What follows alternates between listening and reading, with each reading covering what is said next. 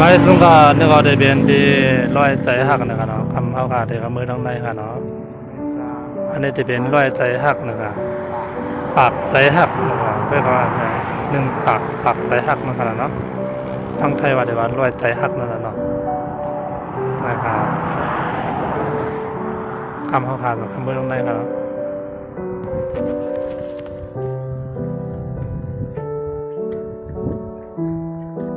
แล้วก็คำว่าน้องในอย่างนะครับดังในนะครับที่มีสินะ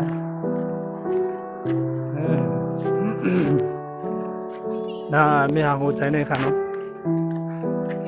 นี่ก็จะเป็นหางกระดุนหางหัวใจ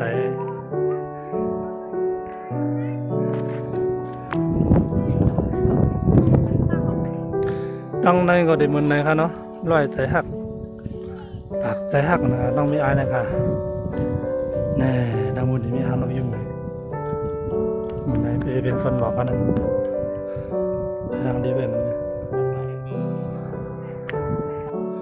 ในก็จะเป็นนั่งเนาะคือนั่งไกลกันเนาะที่นั่นจะเป็นบอกม้วนนะ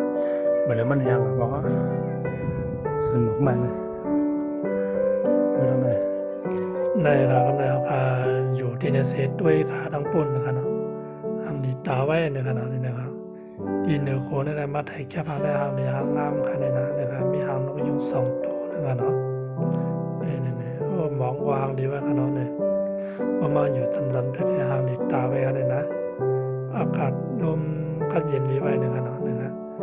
ตั้งแต่นั้นก็ได้เป็นหน้านะคะเนาะโดนเข่าถูกโดนเข่าไปกันนะกัดดุนก่อนมีตั้งบุญนะคะเนาะตั้งเข่ามากกันนะตั้งบุญได้เป็นหน้าเข่ามากเนี่ยด้วยกันนะครับกำเนิดมัดด้วยคนไทยเองค่ะเนาะเนี่ยเห็นเลยนะชวนบอกว่าหางดีตาไว้กันเนาะมาเลยนะครับตั้งแม่อ้ายเนี่ยค่ะเนาะบทสัมพกใครก็ต้องมีอ้ายนะครับใครว่ากัดเย็นดีไว้กันเนาะส่วนบอกเลยว่าหางดีตาไว้กันเลยนะมาอยู่ทางเนื้อในไทยโลกานะครับที่มีหางหัวใจซ้อมนะครับเนาะด้วยมือทั้งบุญแล้วก็หางดีไว้ครับพี่น้องเขาก็กันมาเลยหลายทีหลายตั้งกันเนาะที่ได้แค่บางคนน้ำนะครับจังยากกันไปได้กันเนาะ